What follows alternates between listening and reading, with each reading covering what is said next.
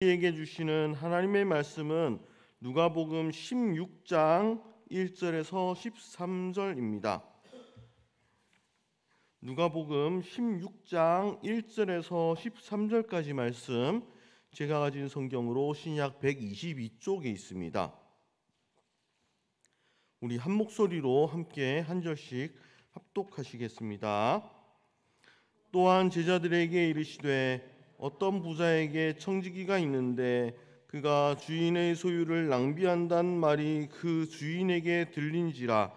주인이 그를 불러 이르되 내가 내게 들은 이 말이 어찌 됨이냐. 내가 보던 일을 세마라. 청지기 직무를 계속하지 못하리라 하니, 청지기가 속으로 이르되 주인이 내 직분을 빼앗으니 내가 무엇을 할까. 땅을 파자니 힘이 없고 빌어먹자니 부끄럽구나. 내가 할 일을 알았도다. 이렇게 하면 직분을 빼앗긴 후에 사람들이 나를 자기 집으로 영접하리라 하고, 주인에게 빚진 자를 일일이 불러다가 먼저 온 자에게 이르되 내 주인에게 얼마나 빚졌느냐. 말하되 기름 100말이니이다. 이르되 여기 내 증서를 가지고 빨리 앉아 50이라 쓰라 하고, 또 다른 이에게 이르되 너는 얼마나 빚졌느냐. 이르되 밀 100석이니이다. 이르되 여기 내 증서를 가지고 80이라 쓰라 하였는지라. 주인이 이 옳지 않은 청지기가 이를 지혜 있게 하였으므로 칭찬하였으니, 이 세대의 아들들이 자기 시대에 있어서는 빛의 아들들보다 더 지혜로움이니라. 내가 너희에게 말하노니 불의의 제물로 친구를 사귀라. 그리하면 그 제물이 없어질 때에 그들이 너희를 영주할 처소로 영접하리라. 지극히 작은 것에 충성된 자는 큰 것에도 충성되고, 지극히 작은 것에 불의한 자는 큰 것에도 불의하니라. 너희가 만일 불의한 제물에도 충성하지 아니하면 누가 참된 것으로 너희에게 맡기겠느냐. 너희가 만일 남의 것에 충성하지 아니하면 누가 너희의 것을 너희에게 주겠느냐. 지파인이 두 주인을 섬길 수 없나니, 혹 이를 미워하고 저를 사랑하거나 혹 이를 중히 여기고 저를 경히 여길 것임이니라. 너희는 하나님과 재물을 겸하여 섬길 수 없느니라. 아멘. 사랑하는 우리 성도님 여러분, 오늘 새벽 예배에 함께 오신 여러분들을 진심으로 환영합니다. 이 새벽에 하나님의 말씀 묵상하면서 우리가 은혜를 받기를 원합니다. 특별히 우리가 함께 보는 누가복음 16장 1절에서 13절 말씀에는 불의한 청지기 이야기가 나오면서 예수님의 교훈이 이어지는 말씀입니다. 이 본문은 때때로 우리들에게 질문거리를 던집니다. 우리가 보기에는 분명히 좋지 않은 사람인데 왜 예수님께서 칭찬하시는 것일까 하는 그런 많은 궁금증을 던지는데요. 오늘 말씀을 함께 살피면서 우리의 궁금증을 해결하는 귀한 시간 되기를 바랍니다. 본문에서 청지기는 주인의 재산을 낭비하다가 해고될 위기에 처합니다. 이 상황에서 그는 미래를 준비하기 위해서 채무자들에게 빚을 탕감해 줍니다. 겉으로는 주인의 돈을 장부를 조작을 해서 나쁜 일을 하는 것이지만 예수님께서는 그의 태도를 칭찬하시는데요. 왜 칭찬하시는 것일까? 요즘 관점으로는 사기꾼처럼 행동한 이 청지기가 예수님의 칭찬을 받는 모습들을 보고 많은 사람들이 속으로 질문할 것입니다. 예수님께서 왜 이 불의한 청지를 칭찬하실까요? 예수님께서 왜 이런 모습을 지혜롭다고 하시며 이 세대의 아들들이 자기 시대에 있어서는 빛의 아들들보다 더 지혜롭다 하고 말씀하시는 걸까요? 불의한 청지기로부터 무엇을 배우라는 걸까요? 이 질문들에 대해서 답변하기 위해서 우리가 지혜롭다고 번역된 헬라어 단어에 대해서 살펴볼 필요가 있습니다. 헬라어 단어 프로니모스라고 하는 단어가 있습니다. 이 단어는요, 긍정적으로만 쓰이지 않고요, 긍정적으로 때때로는 부정적으로 쓰이는 이중적인 의미를 가진 단어입니다. 긍정적으로는요, 영리하다, 현명하다 이런 뜻을 가지고 있기도 하지만요, 부정적으로는 잔머리를 굴리다, 영악하다 이런 의미도 동시에 가지고 있는 그런 단어입니다.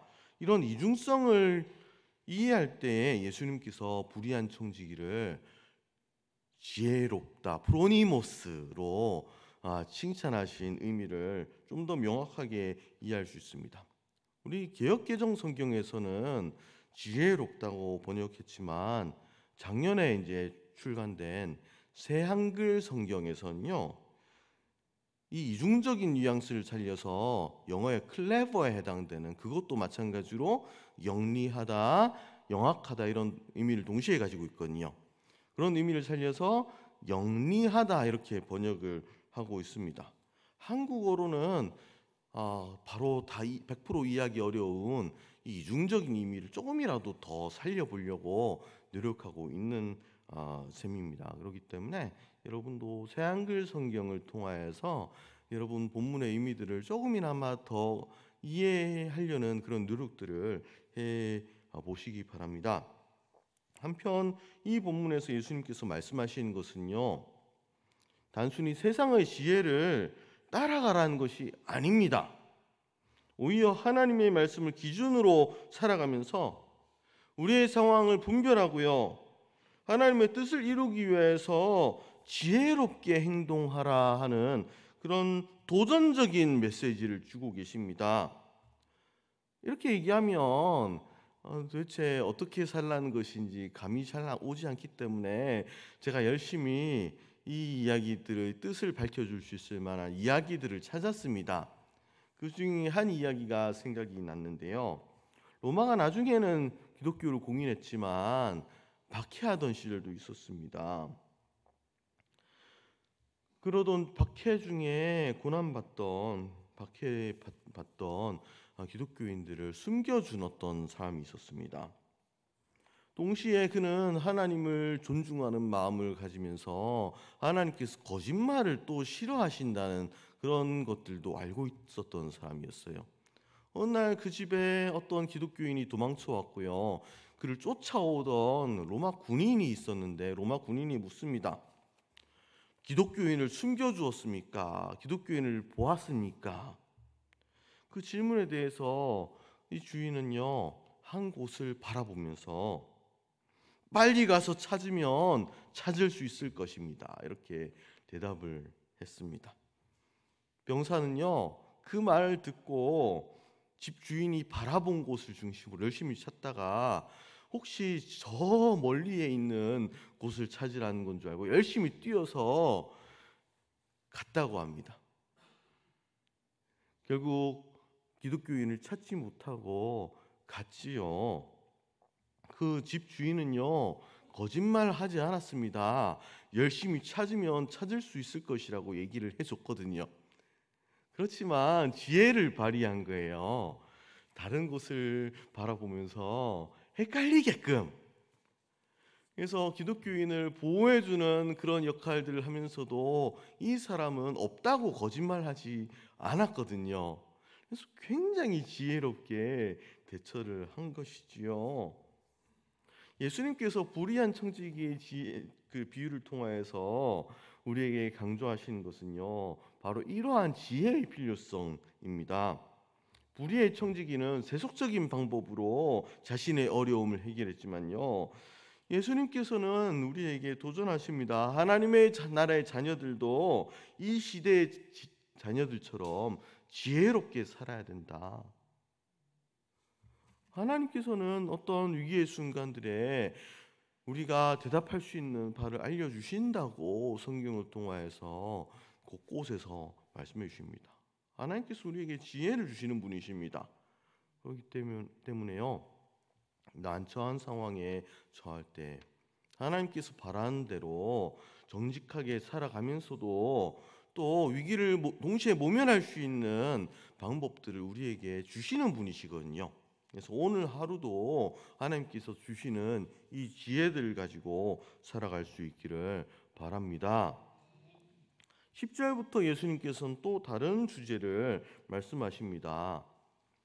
지극히 작은 것에 충성된 자는 큰 것에도 충성되고 지극히 작은 것에 불의한 자는 큰 것에도 불의하니라. 이런 말씀들을 주고 계시죠.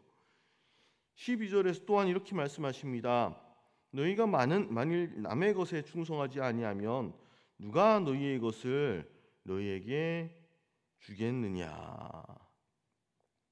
저는 사실 1절에서 9절 말씀을 통해서도 은혜 받은 측면들이 있겠지만 10절에서부터 나오는 말씀들에서 더 많은 도전과 은혜를 받았습니다. 우리는 종종 작은 것들은 중요하지 않다고 생각할 때가 많이 있습니다. 큰 책임과 고난이 따라온 일은 당연히 열심히 해야지요. 또 하고 싶지요. 그렇지만 남이 알아주지 않거나 사소해 보이는 일에까지 우리가 열심히 하기 어려운 순간들이 많이 있습니다. 그렇지만요, 오늘 말씀을 통해서 우리에게 말씀해 주시는 거예요. 하나님께서는 우리의 일상 속에서 우리의 마음가짐과 태도를 보고 계시는 것입니다. 작은 일에 대했을 때에 우리가 어떻게 대하는지의 그 모습을 보시고 하나님께서 우리에게 더 큰 일을 맡겨주실지를 결정하시는 거예요. 우리가 작은 일에 충성함으로써 하나님의 큰 일을 맡게 될 자격을 얻게 되신다는 그런 영적인 원리를 예수님께서 말씀해 주시는 것입니다.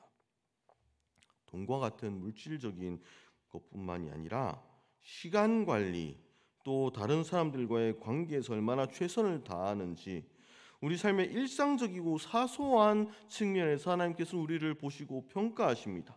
이것을 통하여서 하나님의 나라를 확장하는 큰 사명 우리에게 맡기실지 맡기지 않으실지 그 여부를 우리에게 결정하시기도 한다는 것입니다. 하나님 앞에서의 우리의 일상이 결코 사소하지 않다는 것들을 우리가 기억하면 좋겠습니다. 지금 우리가 맡고 있는 작은 일들, 우리의 말과 행동, 작은 선택의 순간에서 하나님의 신실한 청지기가 될 수 있기를 바랍니다. 작은 것에 충성할 때에 하나님께서는 우리에게 큰 일도 맡겨주실 것입니다. 우리 기도하시겠습니다. 하나님, 오늘 말씀을 통하여서 작은 일에도 신실하고 충성스러운 모습으로 주님을 섬기는 것이 중요하다는 말씀 해주시니 감사합니다. 저희가 오늘 하루도 각자의 자리에서 최선을 다하며 살아가게 하시고 미래에 더 큰 일 맡겨주실 날을 기대하며 하루하루를 살아갈 수 있도록 도와주시옵소서. 우리 주님께서 가르쳐 주신 기도를 드리겠습니다. 하늘에 계신 우리 아버지, 아버지의 이름을 거룩하게 하시며 아버지의 나라가 오게 하시며 아버지의 뜻이 하늘에서와 같이 땅에서도 이루어지게 하소서. 오늘 우리에게 일용할 양식을 주시고 우리가 우리에게 잘못한 사람을 용서하여 준 것 같이 우리 죄를 용서하여 주시고 우리를 시험에 빠지지 않게 하시고 악에서 구하소서. 나라와 권능과 영광이 영원히 아버지의 것입니다. 아멘. 오늘 말씀을 기억하며 기도하시겠습니다. 저희도 지혜롭게 살아가게 하시고 저희에게 맡겨주신 사명들을 최선을 다해 감당하게 하여 주옵소서. 오늘도 이 시간 성령으로 충만하게 하셔서 오늘도 마땅히 기도할 바를 알게 하시고 이를 통해 모든 것을 합력하여 선을 이루시는 하나님을 경험하게 하옵소서. 다음으로 다음 세대를 위해 기도하실 때에 우리의 다음 세대들이 하나님을 인격적으로 만나게 하시고 다니엘처럼 뜻을 정하여 자신을 더럽히지 않고 거룩한 습관을 가져 시대를 이끌어 나갈 하나님의 사람들이 되게 하여 주옵소서. 대학부와 청년부를 위해 기도합니다. 이 땅의 청년들이 세상의 흐름이 아닌 진리를 따르고 야망이 아닌 하나님이 주시는 건강한 비전을 품고 전진하게 하여 주옵소서. 타지에서 유학, 군생활, 직장으로 떨어져 지내는 자녀들과 함께하여 주시고 있는 자리에서도 하나님을 의지하며 영육간에 강건하게 하옵소서. 중보기도회를 위해 기도합니다. 무교 중보기도회로 모여서 주님 앞에 부르짖을 때에 응답하시는 하나님을 경험하고 만나는 기도의 자리가 되게 하여 주옵소서. 마지막으로 개인적인 기도 제목을 놓고 기도하며 나아가겠습니다. 함께 기도합시다. 사랑의 하나님 감사합니다. 오늘도 기도의 자리에 나오게 하시니 감사합니다. 우리가 여러 가지 어려움을 당할지라도 결코 낙심하지 않을 수 있는 것은 우리가 기도할 수 있기 때문입니다. 우리가 기도하면 하나님께서 들으실 것이라는 믿음이 있기 때문입니다. 믿음 가지고 나온 우리 주님의 아들, 딸들, 주님의 자녀들을 돌아보시고 기억하여 주시고